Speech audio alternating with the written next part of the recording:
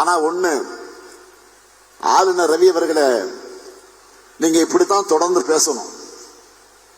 உங்களுடைய தமிழ் வெறுப்பை தொடர்ந்து வெளிப்படுத்தணும். நீங்க பேச பேசத்தான் எங்களுடைய வேலையும் ஈஸியாகும்.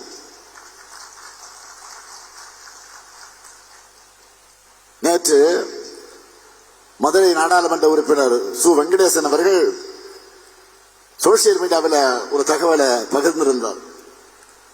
2024-25 இந்த ஆண்டுல புதிய வழித்தடத்துக்கு ரயில்வே துறையால 31,458 கோடி ரூபாய் ஒதுக்கப்பட்டிருக்கு. அதுல நம்ம தெற்கு ரயில்வேக்கு வெறும் 301 கோடி தான் ஒதுக்கி இருக்காங்க. அதாவது ஒரே 1%.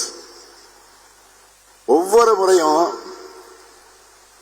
நம்ம மாண்புமிகு பிரதமர்களை நான் சந்திக்கும் போதும் மறக்காம நான் வைக்கிற முக்கியமான கோரிக்கை, தமிழ்நாட்டு மக்கள் ஆவலோடு எதிர்பார்க்கிற புதிய ரயில் திட்டங்களை நிறைவேற்றணும் என்பதுதான். ஆனா அதுக்கு அவங்க எடுத்திருக்கக்கூடிய நடவடிக்கை என்ன? இந்த 1% நிதி ஒதுக்கீடு தான். இதுக்கு என்ன அர்த்தம்?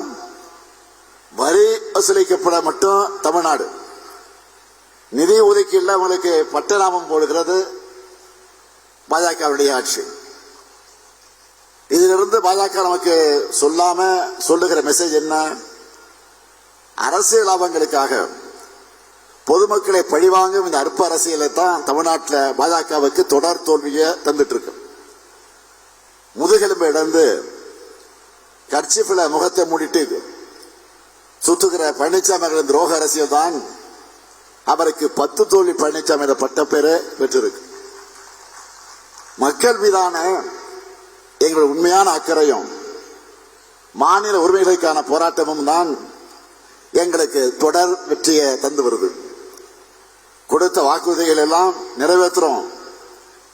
அதுவும் ஒன்றிய பாஜக அரசு கொடுக்கிற தொல்லைகள், செயற்கை பேரிடர்கள், அதையும் மீறி நிறைவேற்றுறோம். 1,14,00,000 மகளிருக்கு மாதந்தோறும் 1000 ரூபாய் உரிமை தொகை வழங்குகிறோம். தகுதியானவங்க விடுபட்டு இருந்தா அவங்களுக்கு அடுத்த மாசத்திலிருந்து வழங்க போறோம். அடுத்து அமைய போகிற திராவிட மாடல் ஆட்சி தான் இந்த சாதனை சரித்திரத்தை தொடரத்தான் போகுது. உங்க எங்களுடைய கோரிக்கைகளையும் வேண்டுகோளையும் நான் நிச்சயம் செஞ்சு கொடுப்பேன். உங்களுக்கு ஒரு கவலையும் வேண்டாம்.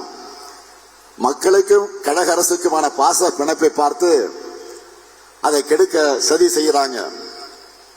சிறப்பு தீவிர வாக்காளர் பட்டியல்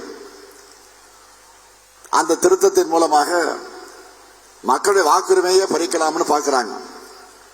நீங்க எல்லாரும் வாக்காளர் பட்டியல்ல உங்க பேர் இருக்கிறத நீங்க உறுதி செஞ்சுக்குங்க. இப்ப அதுதான் இருக்கிறதுலே மிக மிக முக்கியமானது. ஏன்னா திராவிட மாடல் 2.0 உறுதியாகிவிட்ட ஒன்று. கழகாட்சி தான் மீண்டும் அமையும். தமிழ்நாட்டின் வளர்ச்சி பயணம் தங்கு தடையின்றி 2 மடங்கு வேகத்தோடு தொடரும். அதற்கு நீங்கள் துணை நில்லுங்கள். துணை நிற்க வேண்டும் என்று உங்கள் அன்போடு கேட்டு விடைபெறுகிறேன். நன்றி, வணக்கம்.